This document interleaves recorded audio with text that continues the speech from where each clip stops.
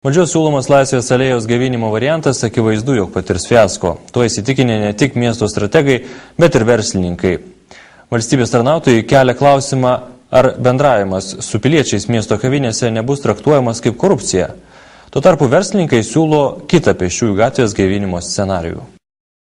Miesto mero lūpomis netaip seniai ištirtas siūlymas, jo gyvenimą į Laisvės alėją galbūt būtų galima sugrąžinti valdininkams po darbo valandų su kauniečiais bendraujant kavinėse. Deja, tokia idėja valstybės tarnautojų tarpe sukėlė nemažai klausimų. Ar bendravimas su interesantais kavinėse nebus traktuojamos korupcija, kas apmokės kavos ar arbatos išlaidas bei darbo kodekse numatytus viršvalandžius. Todėl miesto strategams ši vizija atrodo neįgyvendinama. Pastarieji siūlo kitokį pėsčiųjų gatvės gaivinimo variantą. Tiesiog sutvarkyti privažiavimą bei automobilių stovėjimą prie Laisvės alėjos.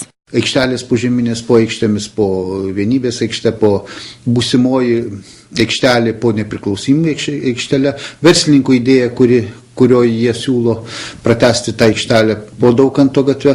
Tai šitie dalykai galėtų gerai, žymiai pagerinti verslo sąlygas tam, kad patektų žmonės arčiau verslininkų ir taip pat lygiai pat, sakysim, verslininkai galėtų ir patys turėti, sakysim, transporto priemonės. Tai yra savivaldybės valioje. Tuo tarpu verslininkams Kauno valdžios siūlymas lyg ir turėtų patikti. Mat tokiu atveju Laisvės alėjoje esančių kavinių ar restoranų savininkai pajustų realų pelno didėjimą. Deja, jie tikina, jog Akropolio egzistavimo numarinta kažkada gyva buvusi pėsčiųjų gatvė atgytų, jei čia būtų suteikta galimybė koncertuoti įvairiems meno kolektyvams. Net ir tiems, kurie yra išlaikomi iš Kauno iždo pinigų. Bet jokių būdų ne valdininkų bendravimas su kauniečiais, kavinėse ir dar po darbo valandų. Aš kaip verslo atstovas tai matau vieną gerą pusę, kad valdininkai daugiau būdami kavinėse gal pamatys tikrąją vaizdą, koks yra šiuo metu Laisvės alėjoje, ne tik kavinėse, parduotuvėse kitur, tai yra tuščia mirusi. O iš kitos pusės noriu pridurti, vis tik nereiktų maišyti darbo su pramogomis. Jau čia kalbu valdininkijos prasme, nes tai yra siūlymas po darbo valandų, vėl prasideda kiti niuansai.